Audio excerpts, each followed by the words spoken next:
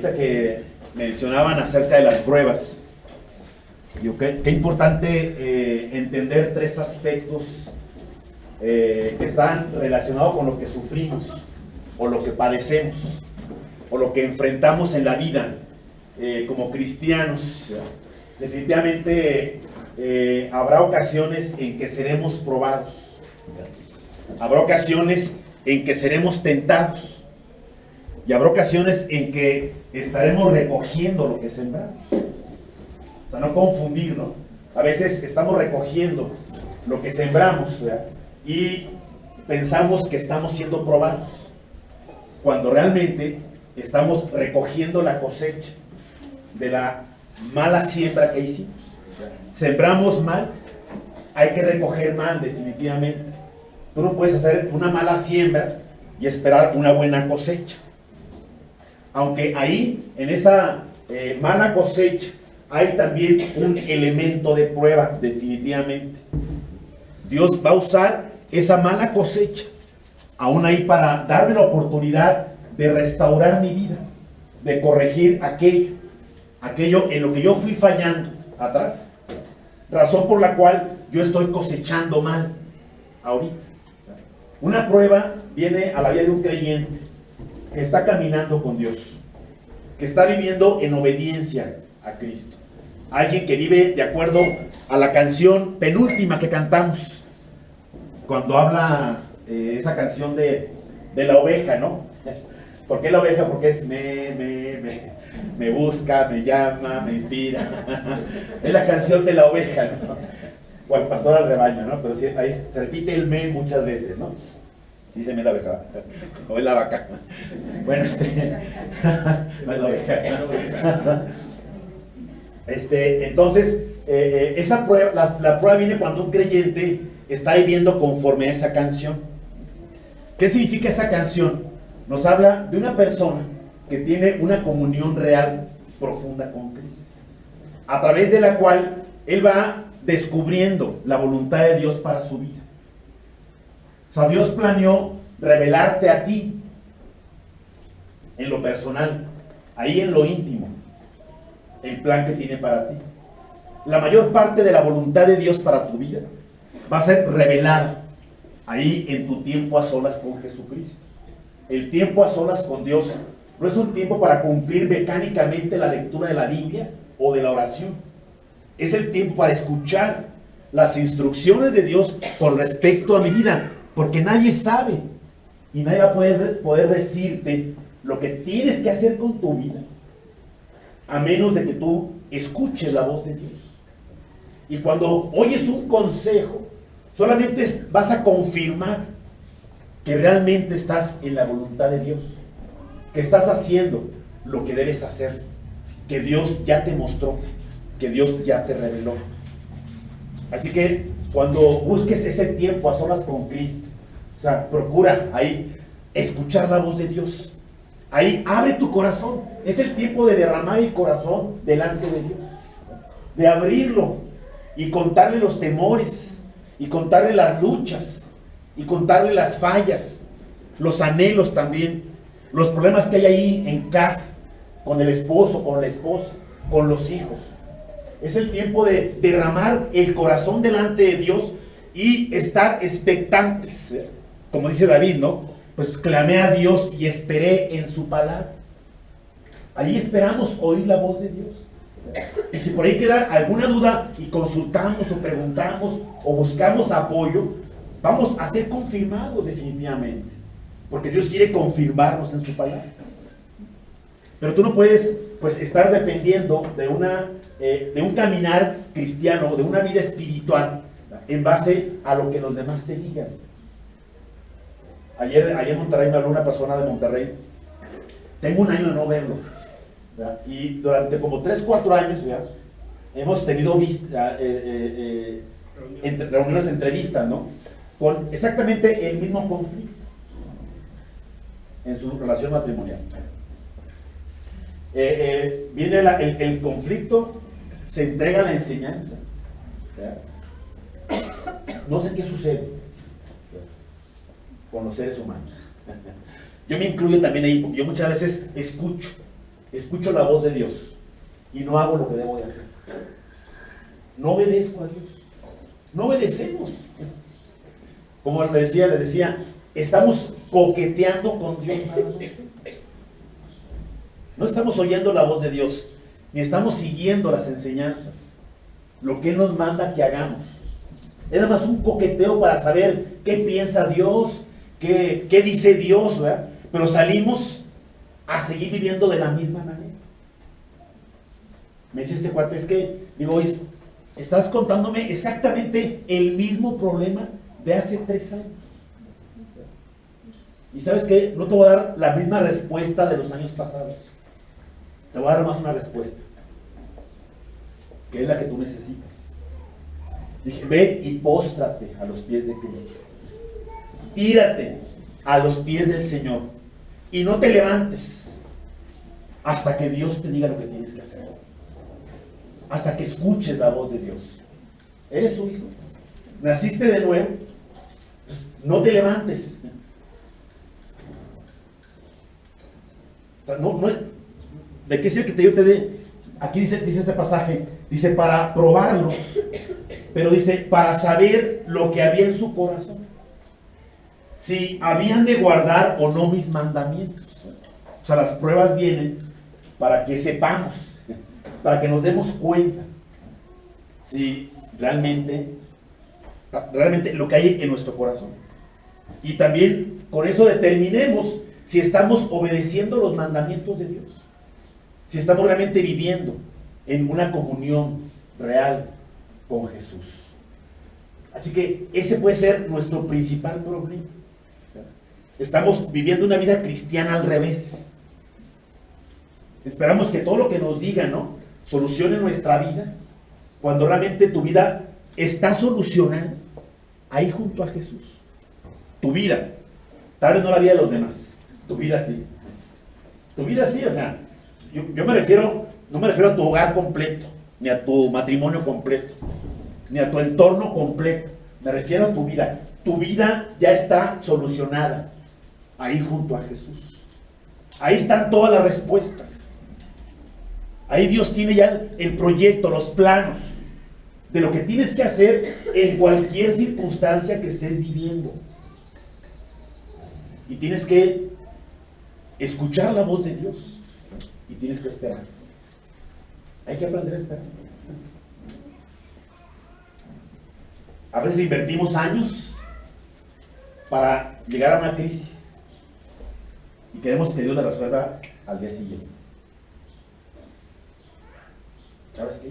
A veces hay que invertir años para revertir. Y te voy a decir, no porque Dios no tenga el poder, porque para hacer cualquier cosa. Claro que Él tiene el poder. La gente dice, ¿y por qué si tiene el poder no hace las cosas Dios? No arregla este mundo. Porque este tiempo no es para que Dios arregle las cosas del mundo. No es para que juzgue ni castigue lo que está malo en el mundo.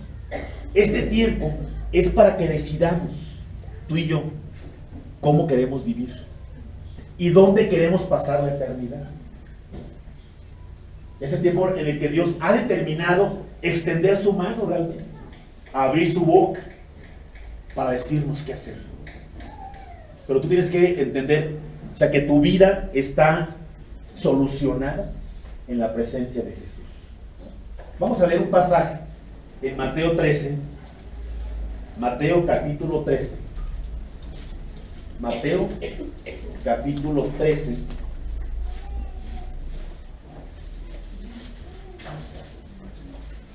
Del 24 al 30. Mateo 13, 24 al 30. Dice lo siguiente la palabra de Dios. Les refirió otra parábola diciendo: el reino de los cielos es semejante a un hombre que sembró buena semilla en su campo, pero mientras dormían los hombres, vino su enemigo y sembró cizaña entre el trigo y se fue. Y cuando salió la hierba y dio fruto, entonces apareció también la cizaña. Vinieron entonces los siervos del padre de familia y le dijeron: Señor, ¿no sembraste buena semilla en tu campo? ¿De dónde pues tienes cizaña? Él les dijo: un enemigo ha hecho esto. Y los siervos le dijeron: ¿quieres pues que vayamos y la arranquemos? Él dijo: no, no sea que al arrancar la cizaña arranquéis también con ella el trigo. Dejad crecer juntamente lo uno y lo otro hasta la siega. Y al tiempo de la siega, yo diré a los segadores: recoged primero la cizaña y atadla en manojos para quemarla, pero recoger el trigo en mi granero, en el granero. O sea, al llegar a Mateo 13 encontramos un cambio en la forma en que Cristo enseñó la palabra de Dios.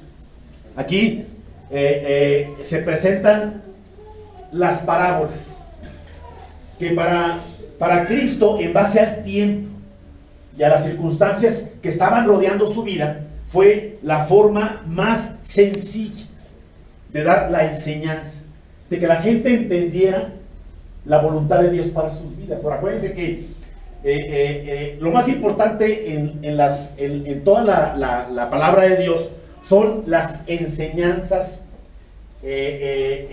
fundamentales o principales. Hay enseñanzas principales y hay enseñanzas secundarias. Todas son importantes, pero no pierdas de vista las enseñanzas principales. En las parábolas hay varias enseñanzas principales que Dios quiere que entendamos, que van realmente a marcar nuestra vida, van a determinar la forma en que vamos a vivir los creyentes. Por ejemplo, aquí dice, habla de el padre de familia. Dios quiere que entiendas que Él se presenta como un padre de familia, un papá, como el papá que ninguno de nosotros tuvimos. El papá que nuestros hijos posiblemente no tuvieron con menos conflictos y menos fallas que los papás de los creyentes ya adultos. Un padre que realmente nos ama, un padre que nos conoce, un padre de familia que construye una familia. Dice, ahorita leía Marta: si Jehová no edificare la casa, en vano trabajan los que la edifican. Nada más imagina, el mismo Dios que va a edificar la casa es el que se presenta como el papá de esa familia. Así que Dios es tu papá, un padre que te ama, que te conoce, que te cuida, un padre que busca lo mejor para ti, un padre que entiende los peligros en los que vives, conoce la conducta de tu corazón, lo que pasa por tu mente, los riesgos que hay allá afuera, las tentaciones, las luchas, las necesidades y aún las enfermedades que ahí nos esperan en el camino. No sabemos cuáles son, hasta que tocan a la puerta de nuestra vida. Ahí otra vez acaba de morir un creyente que fue un condiscípulo mío, más joven que yo. Andaba de vacaciones, le dolió el estómago, se le inflamó el estómago. Dijo, me embaré. La mujer se embaraza, el hombre se embaraza. Me embaré. Llega, va a revisarlo, le hacen un estudio, cáncer. Estaba en Estados Unidos. Pues lo internamos, entonces lo traen a Monterrey. Duró unos cuantos meses más y se murió. Hazte cuenta que tú ves al chavo antes, yo hace tiempo cuando lo vi. Pero no, un hermano en Cristo preciosísimo, entregado, viviendo para Cristo con todo su corazón, un cuate que mis respetos espiritualmente, al menos durante todo el tiempo que yo lo conocí. Amaba, es más, vino aquí a Saltillo, fueron los que vinieron aquí a Saltillo cuando empezó el trabajo aquí en Saltillo. En cierta manera, pues por su influencia estás tú aquí, por así decirlo. Y de pronto así, de un día para otro, parte a la eternidad. Pero para Dios no fue de un día para otro. Fue el momento en el que Dios lo llama a su presencia. Yo iba el otro día iba en mi camioneta y venía pensando en este cuate. Y venía imaginándolo allá en el cielo. Decía Dios, ha de ser precioso para este cuate, ¿no? O sea, qué impresión tan hermosa está viviendo. En la eternidad, en el cielo, junto a Dios, junto a papá, en el hogar celestial. Él es un padre de familia y tiene un hogar celestial. El reino de los cielos es el reino de Dios. El reino de mi Padre, dijo Jesús. El reino que a ti y a mí nos pertenece por derecho de nacimiento espiritual. Decía que Cristo da esas enseñanzas y usó ejemplos sencillos, comunes, que estaban relacionados con las personas, ¿verdad?, que en aquel tiempo vivían de esa manera, para que ellos alcanzaran a entender lo que Cristo quería enseñarles. Tal vez a ti y a mí nos va a costar un poco de tiempo entender algunas parábolas, a menos que vayamos a la explicación que Cristo mismo da y entremos realmente a checar cómo es la oveja, cómo es el terreno, cómo es la semilla, ¿no? Cómo es la higuera, por qué en el tiempo en que no era tiempo de fruto, por qué Cristo fue a buscar fruto a la higuera. Se dice, no es tiempo de fruto, y no había fruto, y maldijo la higuera. Oye, Jesús, ¿qué te pasa? Vas en el tiempo en que no debe haber fruto, y no encuentras fruto, y luego maldices la higuera. No, lo que pasa es que esas higueras deben de guardar frutos. Cuando no era tiempo de frutos, esa higuera guardaba fruto. Y debería tener fruto. Cuando nadie esperaba que hubiera fruto, ahí tenía el fruto guardado. Y cuando él no lo encontró, dice que maldijo y la higuera se secó. Así que hay que entender, tú y yo nacimos aquí en el centro de Saltillo. Ni idea tenemos que es el campo. Yo tenía una creyente, una amiga, que una que yo estaba viendo una fotografía de puras vacas. Dijo, ¡ay, qué hermosas chivas! ¿Qué? Sí, mira qué hermosas chivas, qué bonitas están, ¿verdad? Dije, son vacas. Ay, pues es lo mismo, no, digo, no es lo mismo. Una es una vaca y una es una chiva. Sí, o sea, ni idea tenía la chava esta, lo que es el campo. Hay gente en la ciudad que no saben realmente hacer que los animales. Es uno que los lleves ahí al Museo del Desierto, ¿no? O una granja por ahí, ¿no? Y les muestres quiénes son las gallinas, y qué hacen, y quiénes son los gallos, y quiénes son las vacas, y las ovejas, y las chivas. Hoy en día hay generaciones que ni idea tienen qué es el campo, y qué son los animales del campo. Leen las parábolas, pues no van a entender. No van a entender. Así que, decía, a través de ellas, Él nos enseña grandes verdades, a través de las parábolas. Yo les contaba que yo cuando fui la primera vez al mar, tenía como 17 años, y me aventé así al mar, ¿no? Y en cuanto probé el agua, salí asustado, en serio. ¡Ah, está salada! En serio, me levanté y me salí, porque el agua estaba salada. Yo sabía que el agua de mar era salada, pero nunca la había probado. Y la probé y me impresionó. O sea, a veces ni idea tenemos de algunas cosas. Y aquí Dios está hablando de esta manera a gente que en aquel tiempo, ¿no?, las circunstancias eran tan normales, tan comunes para ellos. Una de estas verdades es que, decía, verdades principales de la enseñanza o de la parábola, que es hacia lo que tienes que apuntar. Una enseñanza principal es que el hombre sabe, el hombre entiende qué es la verdad. El hombre puede discernir, porque Dios nos creó inteligentes. No sé si te has dado cuenta, pero eres inteligente. Yo sé que los de acá lado son más que los de este lado. Somos inteligentes. Dios nos creó con inteligencia. Entendemos lo que es bueno y lo que es malo. Que no ejercitemos el discernimiento entre lo bueno y lo malo es lo que nos ha afectado. Y como Isaías dice, hemos llamado a lo bueno malo y a lo malo bueno. Tomamos lo dulce por amargo y lo amargo como si fuera dulce.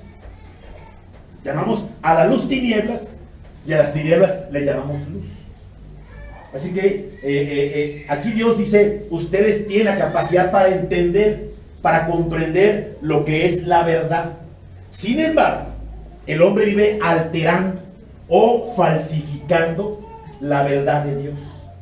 Y en lugar de creer a lo que Dios dice en su palabra, tratamos de adecuar la palabra de Dios a nuestro pensamiento, a nuestra forma de ser. Intentamos que lo que Dios dice esté de acuerdo a la forma en que estamos viviendo. Cuando Dios nos dice, tus pensamientos no son mis pensamientos, tus maneras no son mis maneras. ¿Sabes?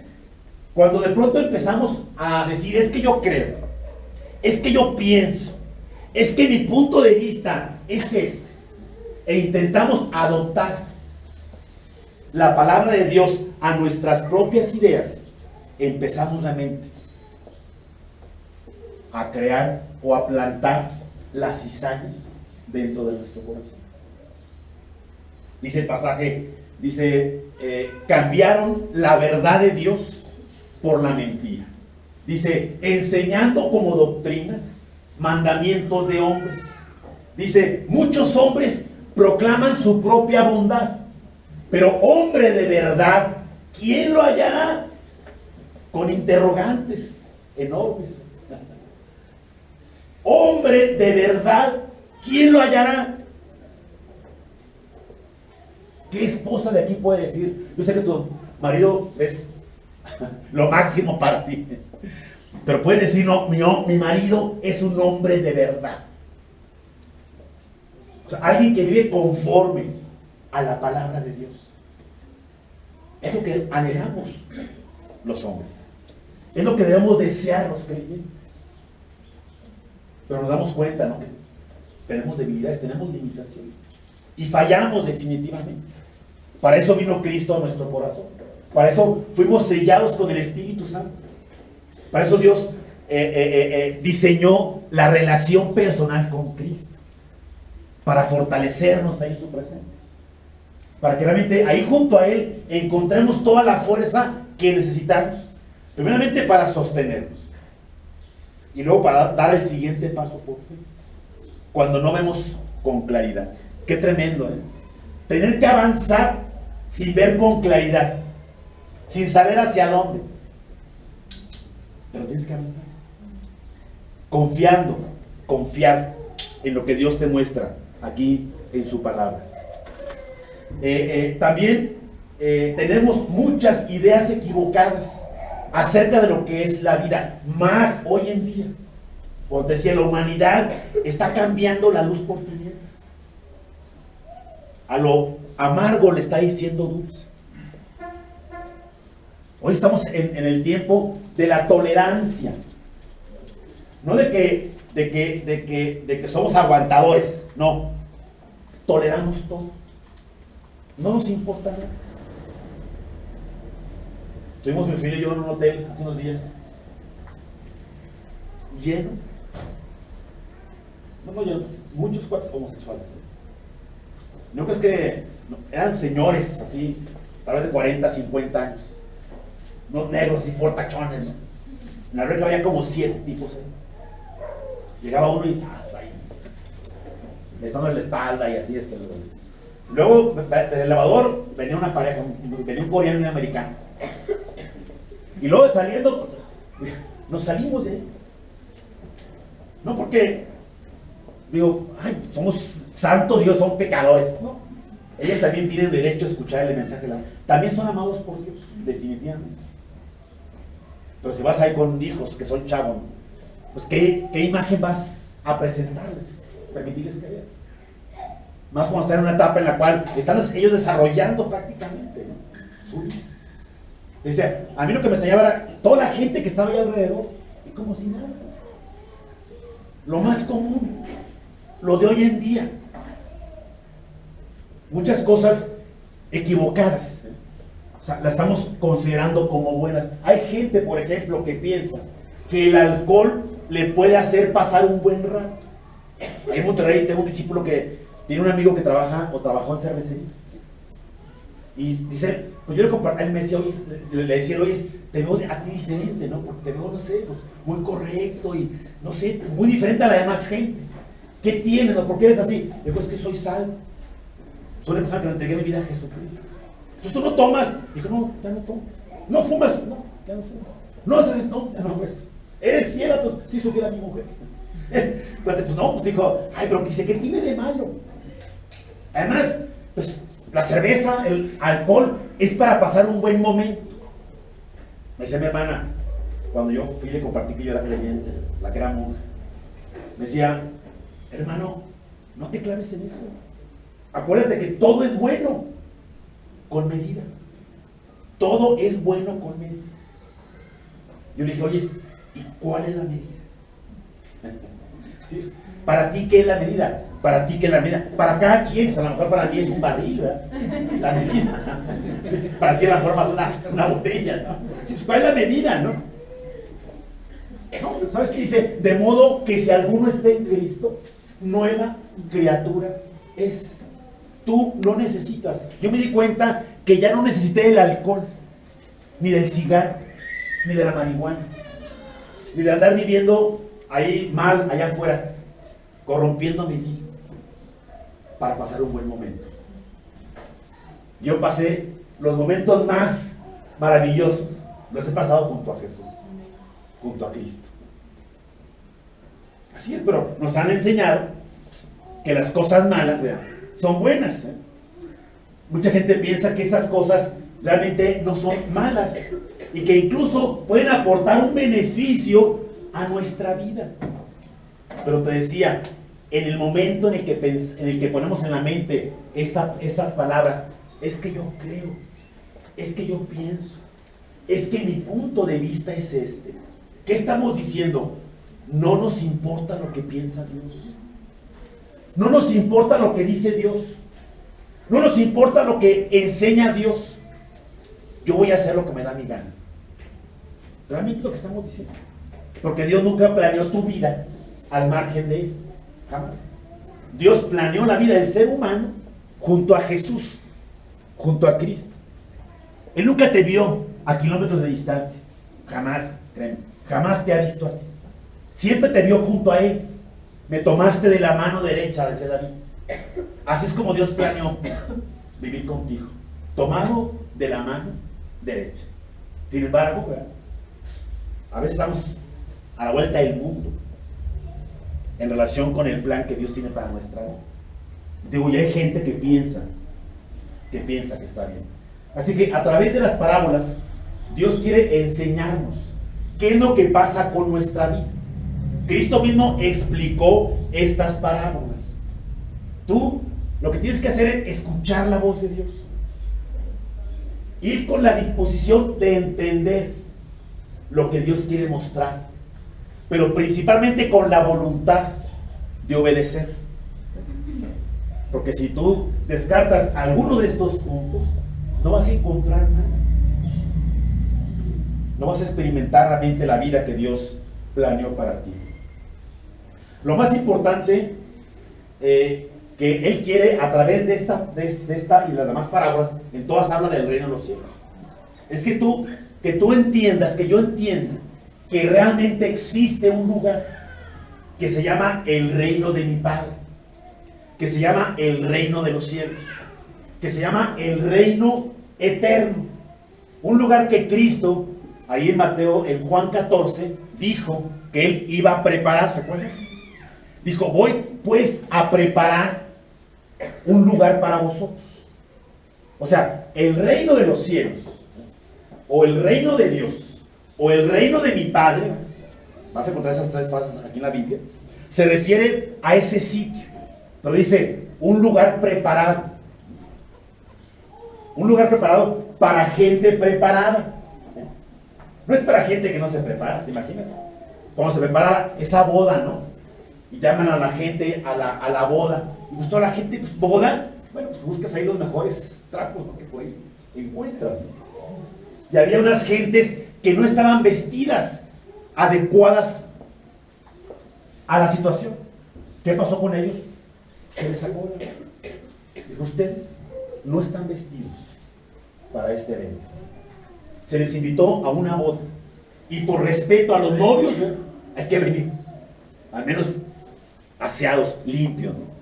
Así es. O sea, el cielo es un lugar preparado para personas preparadas. Y lejos de pensar que todo está en esta vida, que hay gente que dice, la muerte es el fin de todas las cosas, ese pensamiento, ¿no? Ahí de la evolución o de la gente ahí escéptica, ¿no? Dicen que muerto el perro se acaba la rabia. Tal vez en el caso de ese perro, pero la rabia ahí sigue. Digo, otro perro la tiene y otro perro la va a pegar a los demás. O sea, la verdad es que morimos y es cuando entramos realmente a la eternidad. Es cuando tú entras a la vida que Dios planeó, a la vida que Dios diseñó para ti. Este tiempo es solamente el espacio, o esta vida es el espacio del tiempo en el cual tú y yo tomamos la decisión más importante de la vida: aceptar a Cristo o rechazarlo, y elegir con esto nuestro destino eterno. Así que, te digo, realmente él se refiere a un lugar real, físico, ¿no? Y a diferencia de pensar que nacimos nada más para morirnos. Tú nomás imagínate, o sea, ¿en qué mentalidad de qué Dios, ¿no?, puede existir este proyecto? Naces nomás para esperar el momento que te mueras, y ahí se acabó todo. Y te puedes morir desde el momento de la concepción. Ah, ya concibió, o sea, hasta la semana, y vas a los 3 días, no, pues ya le pasó algo. Vas a los 3 meses, y ya me... Vas a los 4 meses, y ya algo le sucedió. Y vas a los 6 meses, ¿no? Y están... Si algo vivimos los seres humanos, es vivir en la línea de la muerte. Aparte dice, está establecido que muramos. Es contra lo que luchamos desde el momento en que somos concebidos en el vientre de nuestra madre, y con lo que empezamos a luchar desde ese momento, por vivir. Pensar que Dios creó al hombre nada más para ver cómo enfrenta la muerte y luego morirse, sería, créeme, el pensamiento más absurdo del universo. Un Dios realmente ilimitado, un Dios sin visión. Pero el Dios de la Biblia, el Dios de la creación, no enseña esto. Enseña que hay un reino eterno. También hay un lugar de castigo eterno. Hay un infierno eterno. La Biblia enseña que Dios tiene planeado un lugar en la eternidad. Pero también enseña que ninguna persona va a entrar allí a la fuerza. Nadie va a entrar a la fuerza al cielo. ¿Sabes que aunque Dios quisiera forzar al hombre en su amor por él para que entre al cielo, Dios está limitado? Son de las cosas que Dios no puede hacer, porque hay cosas que aunque Dios sea Dios, Él no puede hacerlas en base al proyecto que Él diseñó. Es como si tú diseñas un edificio de 100 pisos sin cimientos. Entonces hay que poner cimientos, ¿no? O sea, todo depende de la altura, en la profundidad. Hay edificios que tienen la misma altura, es para abajo, sobre todo en la Ciudad de México, en terrenos pantanosos. Tienes que pilotear hasta que encuentres, y a veces es más profundo el cimiento que la estructura de arriba. Así que con esto Dios quiere mostrarnos, ¿verdad?, que definitivamente Dios diseñó algo sabiamente, algo en lo cual te muestra qué es lo que tú tienes que hacer, y al hacerlo te vas a dar cuenta que funciona, que así es como Dios lo ha enseñado. Ahora, para entrar al cielo hay que prepararse. O sea, decía, el cielo es un sitio preparado para gente preparada. Así que si quieres ir al cielo, tienes que preparar. La pregunta es, ¿cómo nos preparamos para entrar al cielo? Aquí es donde empezamos a tener muchos conflictos, porque hay muchas versiones, hay muchos argumentos en el mundo acerca de cómo el hombre puede entrar al cielo. Yo recuerdo que de pequeño me decían a mí, Pórtate bien para que entres al cielo. Pórtate bien para que te puedas ir al cielo. Pues ahí me enseñaron que portándome bien, yo podía irme al cielo. Y créeme que lo intenté. Pero ¿qué descubrí? Que no hay justo ni a un uno. Que no hay quien pueda decir, yo me porto bien. Porque al decir eso, estoy diciendo, yo estoy viviendo de acuerdo a la palabra de Dios. Necesitaría ser Dios. Así es. Para vivir de acuerdo a la palabra de Dios. Pero no por eso Dios quiere que tú descartes la invitación que te hace a través del nuevo nacimiento para permitir a Cristo manifestar esa vida santa y perfecta dentro de ti. Así que también hay gente que nos ha dicho que a través de la religión podemos salvarnos. La pregunta es, ¿cuál religión salva? Porque si tú te acuerdas, hemos comentado que todos heredamos una religión. Tú y yo, no sé si es tu caso, heredamos la religión católica. Fue nuestra herencia religiosa. Pero te he dicho, si tú hubieses nacido en China, pues estarías sobándole la panza a Buda. ¿Sí? Si tú hubieras nacido en la India, estarías postado ante esa imagen que tiene como 8 brazos o 10 brazos. Pulpo, es el dios pulpo. Y hay no sé cuántos miles de deidades en la India. En serio, miles de divinidades en la India. Bueno, digo, aquí no somos diferencia, ¿no? Tenemos miles de santos también. Un santo para cada ocasión, hasta el buen ladrón tenemos, ¿verdad? Dimas, el buen ladrón. Ese es santo de los ladrones, ¿no? O sea que no hay diferencia, ¿no? Os digo, la religión me salva, bueno, ¿cuál religión va a salvar? ¿En qué religión debo nacer para yo poder salvarme? Me acuerdo que me decían, mira, no importa la religión, lo que importa es que seas sincero. Seas sincero y cumplas con la religión. En principio, te voy a decir, no hay religioso que realmente esté cumpliendo con la estructura de su religión. En segundo lugar, a Dios no lo compromete nuestra sinceridad. Tú puedes ser muy sincero y te va a decir Dios, estás sinceramente equivocado. Así que aquí no puedes entrar al cielo. Sí, en serio. Y además la religión es una estructura humana. Surgió de la mente del hombre. Tú no vas a encontrar aquí en la Biblia el nombre de alguna de las religiones que existen en el mundo. ¿No? Aún el judaísmo, que el pueblo de Israel practicó como religión o forma de religión, Cristo dijo, para nada. Yo no nací bajo una religión, nací bajo la ley, guardé la ley, pero yo vine a enseñarles una relación con Dios, no una forma de religión.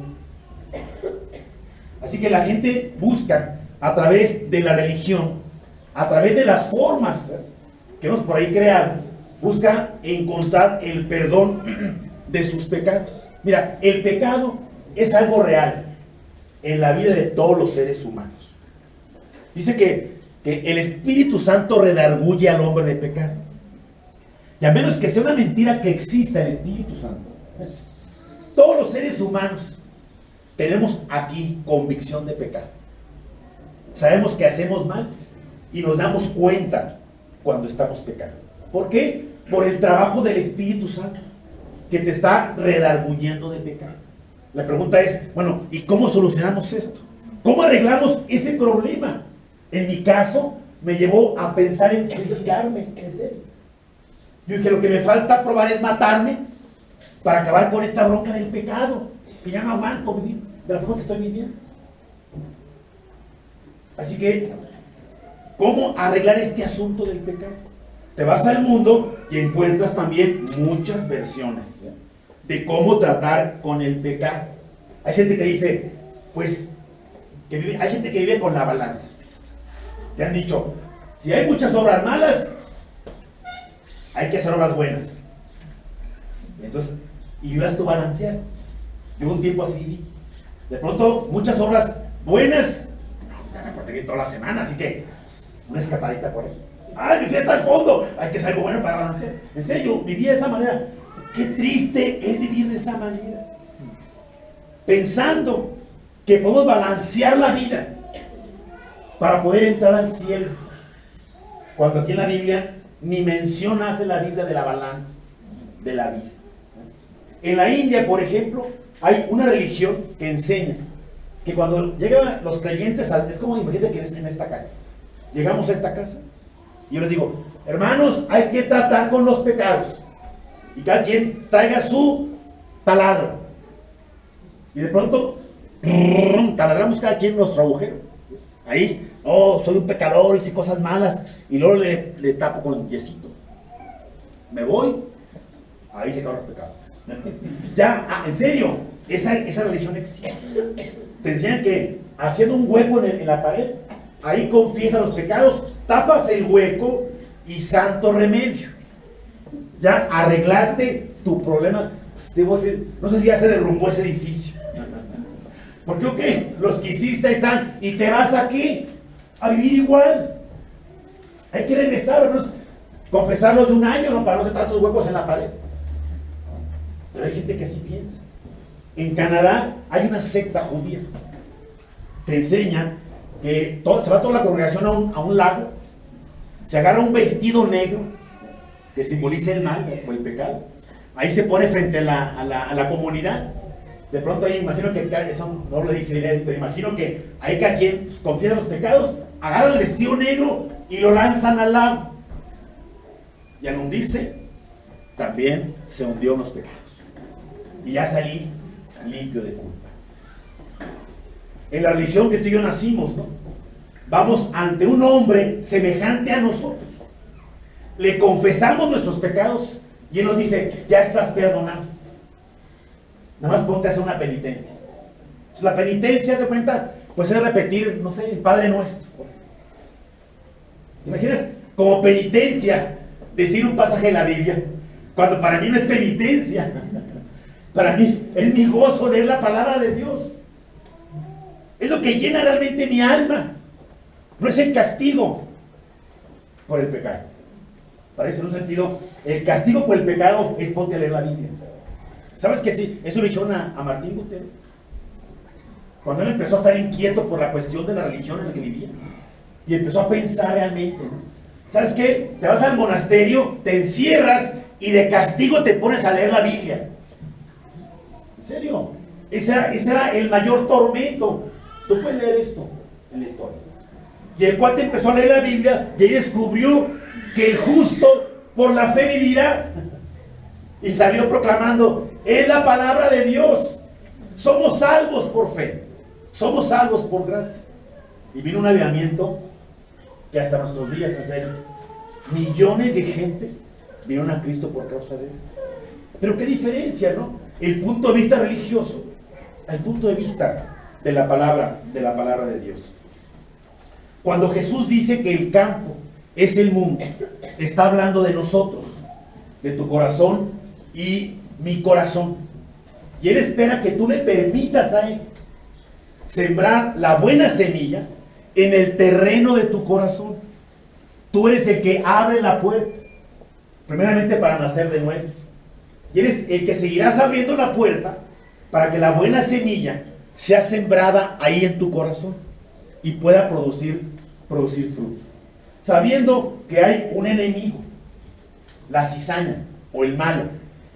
Vino un hombre, ¿quién? Alguien que la gente no cree que existe.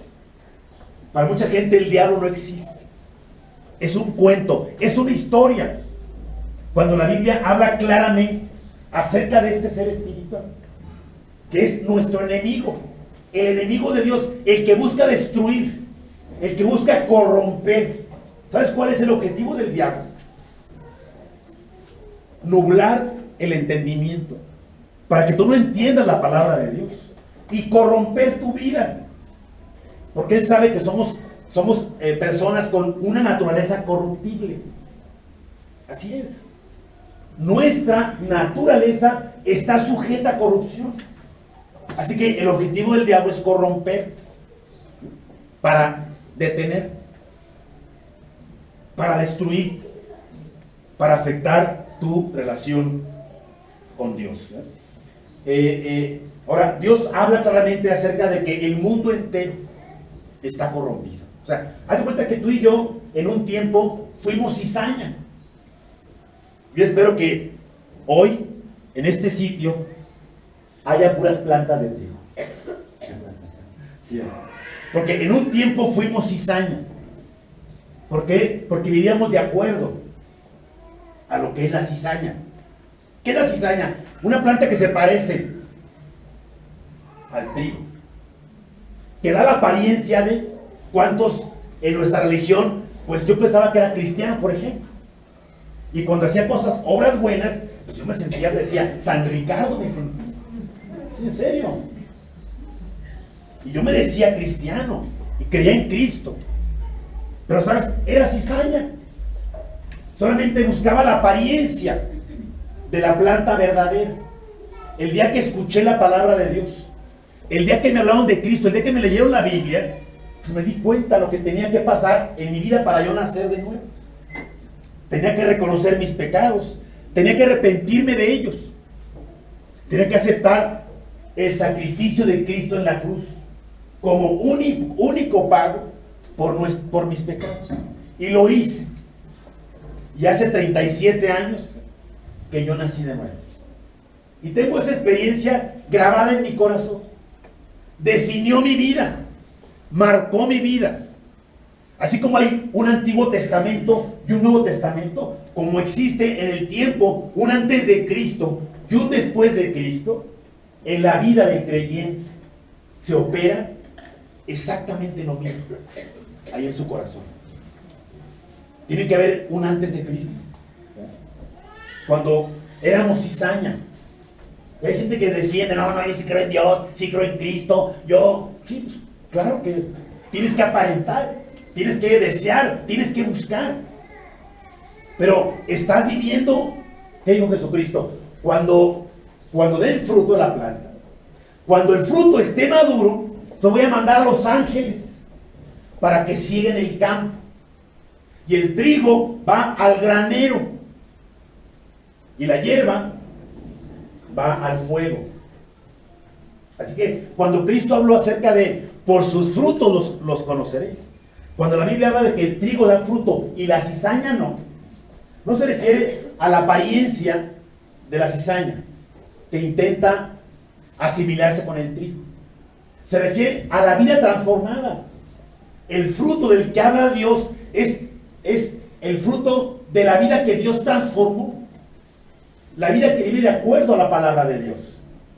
Yo tengo pecados. Mi padre fue un alcohólico y debido a su problema le dijo: Señor, si sigue tomando se va a morir.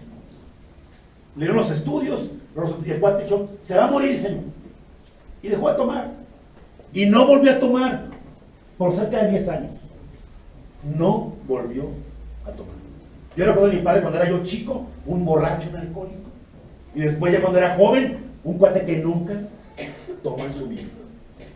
¿Sabes cuándo volví a tomar? El día que yo entré a mi casa todo alcoholizado, con amigos, ahí en la sala, poniendo música en la madrugada. Mi papá se enojó tanto y salió y se fue a emborrachar. Pues, en ese sentido, o sea, realmente hay gente que puede dejar cosas, aspectos de la vida por algún tiempo. Algunos a lo mejor definitivamente. Áreas de la vida, no la vida. O sea, Dios no vino a tratar con un problema en nuestra vida. Él vino a cambiar nuestra vida. Me dice aquella mujer: ay, ahora porque mi esposo es un borracho, para que ya no tome, y vivió todo el tiempo que ya no tome. Le dije: oye, si te ocurrió pensar que es más importante que se vaya al cielo y no que ya no tome y se vaya al infierno. ¿Cómo? Le dije: sí, pues tu cargo es que tu marido ya no tome, pero te interesa su salvación, te interesa su vida eterna. Dijo: no me gusta pensar en eso. Y la chava empezó a orar por la salvación del marido, y el cual se convirtió y dejó el alcohol. Así, o sea, es como trabaja Dios. Claro, Ahí va a estar siempre, dice la Biblia, el pecado está a la puerta, la tentación está a la puerta. No pienses que nacer de nuevo, de pronto eso ahora sí que ya tienen que hacer tu monumento, ¿no? Para que vengan y reconozcan que eres una persona totalmente diferente, ¿no? Nacer de nuevo es experimentar día tras día el poder de Dios, la gracia, es enfrentar lo mismo, pero ahora con poder para vencer. Y definitivamente es ver una vida transformada, porque la gente que Dios salva también los transforma. Porque el plan de Dios no fue solamente tratar con nuestro pecado. ¿De qué le sirve a Dios tratar con nuestro pecado, perdonarlo y luego llevarnos al cielo con la misma actitud o la misma naturaleza pecaminosa? Ahí es donde entra en acción lo que es el nuevo nacimiento. Dios planeó perdonarte y planeó transformarte. ¿En cuánto tiempo crees tú? Si nos fuéramos al cielo, o sea, mira, si ya naciste de nuevo te vas a ir al cielo. ¿Estamos? Todos están aquí seguros de que nacieron de nuevo, de que no son cizaña, de que no están buscando cómo parecerse al trigo, pero aquí adentro saben que nunca ha habido un nuevo nacimiento, que no hay una experiencia real o una entrega real de su vida a Cristo. Eso define tu eternidad. Te vas a ir al cielo, pero para entrar al cielo Dios tiene que transformarte también. Y Él empieza a hacerlo mientras estamos aquí. Al momento de entrar al cielo vas a sufrir el total de la transformación, porque tú no puedes entrar al cielo en la condición en la que tú vives y yo vivimos hoy. O sea, si Dios nomás me perdonara, pero no me cambiara o no me diera un nuevo nacimiento, ¿cuánto crees tú que el cielo podría aguantar siendo un cielo contigo y conmigo allá así como estamos? ¿En cuánto tiempo lo desbarataríamos? ¿Cuánto le das? ¿En serio? En cuanto llegáramos allá, pues empezamos a ver qué tiene el otro. Sí, oye, ¿y por qué él tiene una mejor casa que la mía? ¿Y por qué? Inmediatamente los recuerdos allá van a seguir. No, lo que me hiciste y cómo me trataste, ahora sí vas a ver. Pues te voy a decir, en un instante cambiaríamos el cielo en un infierno. Por eso Dios no solamente tenía que perdonar, Él tenía que hacerte nacer de nuevo. O sea que el nuevo nacimiento es lo que te da realmente la capacidad para entrar al cielo. Porque a partir de ahí Dios empezó a transformar tu vida. Y Él terminará al momento de que entres a la eternidad. O al momento que te mueras. Al momento de morirte, ahí la vida es perfecta del creyente. Al momento de morirse, del incrédulo, su vida es lo más horrible que puedas tú imaginar. Porque toda su maldad va a ir creciendo sin límites. Y el castigo por esa maldad también será sin límites. Por eso habla de un lugar de tormento eterno, donde no hay reposo ni de día ni de noche, donde la cizaña es tomada y es arrojada al fuego, donde los ruidos de ese sitio son el lloro y el crujir de dientes. La siega es al fin del siglo, al final de los tiempos. No es cuando se acabe el mundo. O sea, digo, ese término, cuando se acabe el mundo, ¿quién sabe cuándo se va a acabar el mundo? Así como tal, ¿no? Que el mundo se acaba. Realmente el mundo no se va a acabar. Primeramente el mundo va a sufrir una regeneración en el milenio. Y luego el mundo, Dios literalmente lo va a hacer desaparecer. Dice que va a ser consumido literalmente por el fuego. Y Dios va a crear cielos nuevos y tierra nueva. Pero así como tal de que el mundo se va a acabar. Entonces, pues, es una filosofía ahí de la religión. Pero finalmente vamos a llegar al fin de todas las cosas. Cuando ya se define el estado eterno de todas las personas. Y el de la cizaña, el de aquel que creyó, que pensó, que se imaginó que porque intentó vivir de acuerdo a. O sea, no es que tú intentes vivir de acuerdo a, es que tú vivas, que sea tu vida realmente una realidad, el caminar con Jesús, una oportunidad para ver cómo Él transforma la vida, y un caminar en la confianza de que eres trigo y de que un día vas a estar en el reino de su Padre, como Cristo cuando explica la parábola dice, ¿no? Los cuales van a entrar al reino de mi Padre. Así que en esta parábola el objetivo también de Cristo es que tú te preguntaras, que tú ahí en lo íntimo de tu corazón hicieras la pregunta más importante de la vida: ¿qué eres? ¿Sabes qué eres? ¿Lo entiendes? Es una convicción en tu corazón. ¿Qué eres? ¿Eres trigo o eres cizaña? Digo, el trigo se caracteriza por un nuevo nacimiento, de modo que si alguno está en Cristo, nueva criatura es. Las cosas viejas pasan, he aquí todas son hechas nuevas. ¿Qué es difícil? Como no te imaginas. Es imposible en nuestras fuerzas. Pero una vez que caminamos de la mano de Dios, en serio, no hay experiencia más hermosa que llegar a ese gozo del Señor, en el cual tú descubres que vas caminando con Dios, que vas permitiendo que Él ponga la buena semilla en tu corazón, la cual va a ir produciendo fruto, cual a 30, cual a 60 y cual a 100 por uno. O sea, el poder de una vida transformada, una vida que Dios puede utilizar, no una vida perfecta, no nos confundamos. La vida perfecta es en el cielo. Aquí tendremos vidas imperfectas, pero cada vez va a ser menos en la medida de tu entrega, en la medida de que tú decidas permitir a Cristo sembrar la buena semilla ahí en tu corazón. Así que por un lado hay que preguntarme si soy trigo o si soy cizaña, si realmente tengo una experiencia en mi corazón de una. Ahora, si la tienes, te voy a preguntar, ¿por qué no vives conforme a lo que eres? Si ya eres trigo, si ya naciste de nuevo, ¿qué esperas entonces?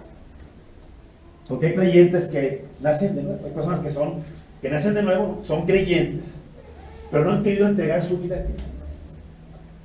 No han tomado la decisión de vivir de acuerdo a la palabra de Dios, por lo cual no están llevando el fruto que Dios espera que. Ahí está como fruto un nuevo nacimiento.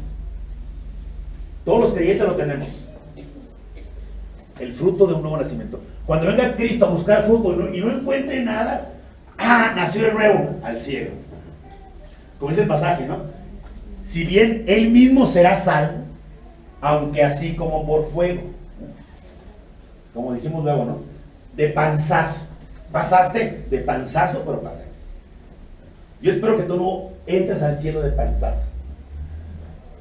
Que no seas salvo, aunque así como por fuego, sino que vivas lleno de frutos de justicia, que son por medio de Jesucristo, para gloria y alabanza de Dios. ¿Qué tienes que hacer? Lo que te decía que le dije a esta persona hace unos días. Ve y póstrate a los pies de Jesús. Ahí, tírate a los pies de Cristo. Ponte de rodillas, de ahí explícale, háblale. Ahí busca, ahí vas a encontrar, ahí toca, ahí se te va a abrir. Ahí llama, ahí vas a tener respuestas. Lo que estés viviendo en la vida, lo que estés atravesando, necesidad, enfermedad, conflictos, que parecen realmente insuperables, te voy a decir, tienes que encontrar tu gozo en Jesús. Y luego, vivir de acuerdo a. Vivir de acuerdo a. Cuando José se enteró que su esposa estaba embarazada, él tomó la decisión de vivir de acuerdo a la palabra de Dios. O sea, no buscó cómo acusarla, cómo señalarla, cómo vengarse, cómo exhibirla, cómo desquitarse. Él decidió vivir de acuerdo a la palabra. No podía aceptarla, porque a sus ojos era una mujer inmunda. Y él, un hombre de Dios, no iba a hacer eso. No podía exhibirla, le iban a matar. La amaba. Así que decidió dejarla. Dentro de los aspectos de la voluntad de Dios, uno era, pues, agárrala y vas a tener que crear una historia con el niño que no es tu hijo. Sí, es mi hijo, yo, pues no era su hijo. Él tiene que empezar a mentir sobre un ser que no era su hijo. Denúnciala, pues, la van a matar. O vete, que te culpen del embarazo y que ella sea librada de la muerte. Entonces, de las opciones, él agarró esa. Que me hagan responsable, que no la maten. Y bueno, pues me voy a, con mi dolor, con mi pesar en mi corazón, no un cuate que la mata. Más imagínate lo que el cuate es que ni... Entonces, hasta ahí es donde tú tienes que decidir hacer la voluntad de Dios. ¿Qué es lo que tienes que hacer? Ahí lo vas a encontrar junto a Jesús. Pero tienes que abrir tu corazón. Literalmente. Contarle lo que sientes, lo que piensas, lo que estás viviendo, lo que crees que pues eres capaz de hacer. Y que no debes hacerlo, porque si yo sé que eres capaz de hacer muchas cosas, ¿no? Te decía de aquel cuate, no se le dice aquí en otro grupo, ¿no? De aquel cuate que cuando se enteró lo que su esposa le hizo, dice, estaba hablando con ella, no por teléfono. Dije, híjole, si pudiera meterme por el cable y salir ahí el teléfono de ella para apretar el pescuezo, dice, sería lo más feliz de la tierra. Así, ¿no? Y hablaba en serio, ¿no? Hablaba en serio. Yo vi su mirada y yo quería agarrarla y ahorcarla. Vino a Cristo, ¿no? El día que traía los más conflictos más fuertes, oyó la historia de José. Dijo, ¿qué es lo mejor para ella? Pues, perdonarla, aceptarla. ¿El cual te perdonó? El cual te aceptó. Dios, hay luchas y seguirá habiendo luchas. Y habrá problemas, ¿no? Pero hay un tiempo en el que hay que dejar a Dios trabajar. Mientras yo decido hacer la voluntad de Dios. Y no que la prueba se convierta en un elemento de tentación. Que yo no resista y entonces yo me regrese y me aparte y dude y actúe de la manera equivocada. Porque en toda prueba hay un elemento de tentación, definitivamente. La prueba no es una tentación. La tentación no es una prueba, pero ambas pueden funcionar o trabajar de la misma manera, de acuerdo al objetivo de Dios. El diablo es el tentador. Dios es el que nos prueba. El diablo no dice, a ver si aguantas, ¿no? No. El cual te va decidido a que caigas. Él no va a probar tu resistencia. ¿No? Y Dios lo permite. Acuérdate que lo que vimos también el punto este muy importante, ¿no? Cuando Cristo le dijo a Pedro, Satanás os ha pedido para zarandearos como a trigo. Y yo le di permiso. ¿Sí? O sea, el diablo le pidió permiso a Jesús, a Dios, para zarandear a Pedro. Y Dios lo autorizó. ¿Qué me enseña esto? Que Dios es soberano, aún en la tentación que viene de parte del diablo. Pero que el objetivo de Dios es que yo mida realmente mi corazón. Te dijo Cristo, pero no te preocupes, Pedro. Yo estoy orando por ti para que tu fe no caiga. O sea, ya tiene la victoria segura. ¿Qué pasó? Fracasó. ¿Pero cuál fue la enseñanza? Ya tiene la victoria segura. Si caíste fue porque decidiste caer. Y ahí tu corazón te mostró tu fragilidad, tu debilidad. ¿Qué aprendió Pedro? A no comprometerse de boca. ¡Hasta la muerte! No. Ahora pensó, dijo, Pedro, ¿me amas? A ver, ¿cómo que te amo? ¿En qué sentido? ¿De qué manera? Pues me amas con el amor de Dios. El de Dios, el amor divino. Le dijo que no. Dijo, no, Señor, no te amo con ese amor. No puedo amarte con ese amor. Claro que no. Después de lo que había experimentado, pues no podía amar a Cristo con ese amor. Mejor dicho, no podía decir que lo amaba con ese amor. No por eso Pedro no lo buscó. Lo buscó día y noche. Amar a Cristo con ese amor.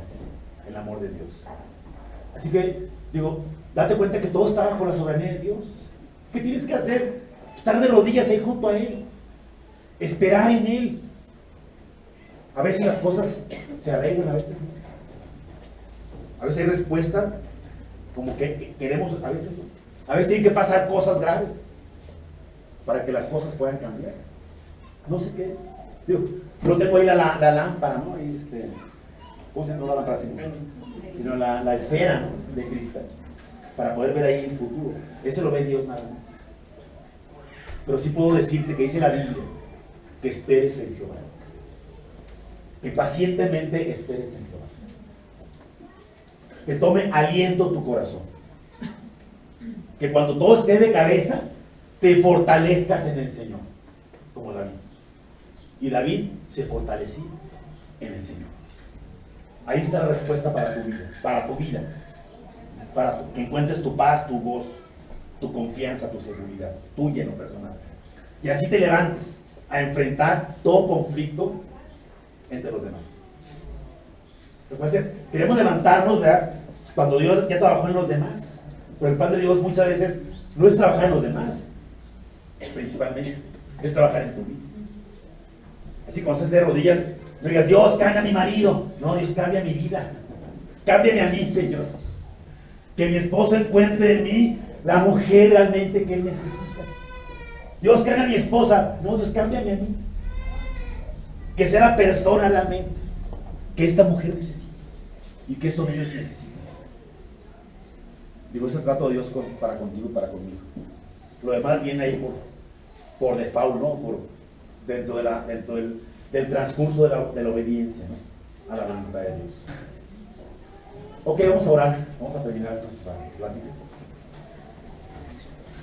Padre Celestial, queremos darte muchas gracias porque nos sentimos muy contentos de saber que tú estás en nuestro corazón, que somos trigo y no cizaña.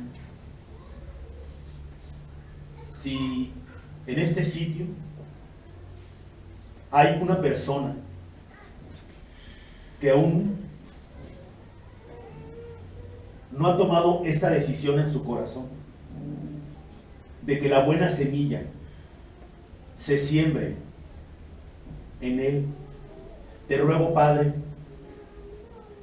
que tú trates con su corazón, que hables a lo íntimo de su vida y que le muestres su necesidad de nacer de nuevo, de entregarte su vida, de entender que ese reino eterno es un reino preparado para gente preparada.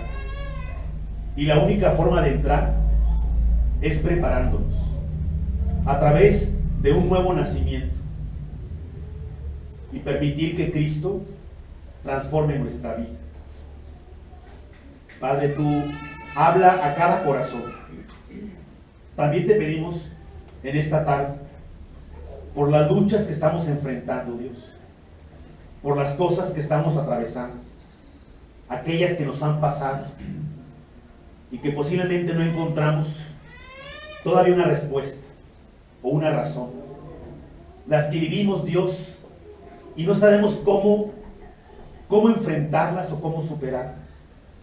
Y nuestra fe decae y nuestras fuerzas se agotan. Y estamos como aquella mujer que está a punto de dar a luz y no tiene fuerzas. Dios, te pedimos que tú fortalezcas nuestro corazón. Hoy, Dios, te necesitamos, Señor. Así como una planta necesita del agua, así como el sediento requiere del beber y el hambriento del comer, hoy, Dios, tenemos hambre y sed de ti y pedimos que nos sacies, Dios, que traigas consolación a nuestro corazón, que traigas fortaleza a nuestra vida y sobre todo paciencia, que aprendamos a esperar, Dios, y a no perder nuestro testimonio, a cuidar nuestra vida sobre toda cosa que tengamos. Dios, tú obra en esta iglesia, Señor, y obra en cada iglesia, Padre, de nuestro mundo, porque definitivamente sabemos, Dios, que el diablo, como león rugiente, anda buscando a quien devorar, que no ignoramos sus maquinaciones, que cada creyente, cada iglesia, cada matrimonio, cada hogar es un blanco para el diablo. Hoy, Dios, requerimos de tu poder, de tu fuerza en nuestra vida.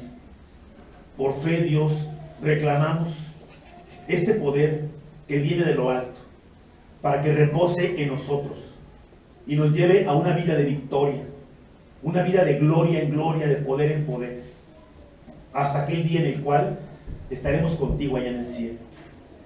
Padre, ponemos nuestra vida en tus manos y rogamos, Señor, que hables a lo profundo de nuestro corazón y traigas paz y gozo a nuestra vida. Te rogamos todo esto en el nombre de Jesucristo, nuestro amado Señor y Salvador. Amén. Amén.